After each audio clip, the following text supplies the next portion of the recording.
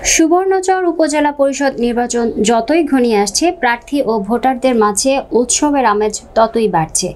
প্রার্থীরা ঘুরছে ভোটারদের দাঁড়ে দাঁড়ে, দিচ্ছে বিভিন্ন উন্নয়নমূলক প্রতিশ্রুতি। প্রচারণা মাঠে ব্যস্ত সময় পার করছেন ভাইস চেয়ারম্যান পদে মাইক মার্কা নিয়ে বিশিষ্ট শিক্ষানুরাগী BA অনার্স মোহাম্মদ রফিকুল্লাহ।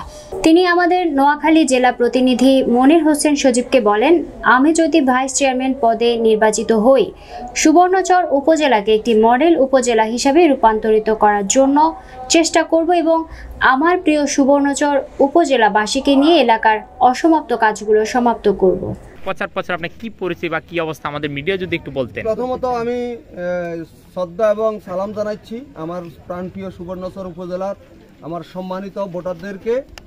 আগামী যে 8 তারিখ যে নির্বাচন, সেই নির্বাচনে আমি প্রত্যাশা রাখছি যে আমার যে নির্বাচনী প্রতীক মাইক মার্কায় সুবর্ণচরের সর্বস্তরের মানুষ আমার জন্য ব্যাপক উৎসাহ উদ্দীপনা নিয়ে সুবর্ণচরের 8টি ইউনিয়নের মানুষ ঝাঁপিয়ে পড়ছে। যে আমাদের যে বর্তমান নির্বাচন চলতেছে, সেই নির্বাচন এখন পর্যন্ত কোনো প্রার্থী বাধা বিঘ্নের সম্মুখীন হয় নাই। উৎসবমুখর পরিবেশে সুবর্ণচরের সকল জায়গায় আমরা প্রচারণা করতেছি। আচ্ছা, সুস্থ নির্বাচন হলে আপনি বিজয়ের ব্যাপারে কতটুকু আশাবাদী? সুস্থ নির্বাচন হলে আমি প্রত্যাশা রাখছি যে আমি শতভাগ নির্বাচনের ব্যাপারে আশাবাদী। আর সকল ভোটারদের ধারে ধারে গিয়ে আমি ভোট চাইছি। আমি কোনো প্যানেল থেকে ভোট করতেছি না, আমি প্রত্যেকটি জনগণের ধারে ধারে গিয়ে ভোট চাইছি।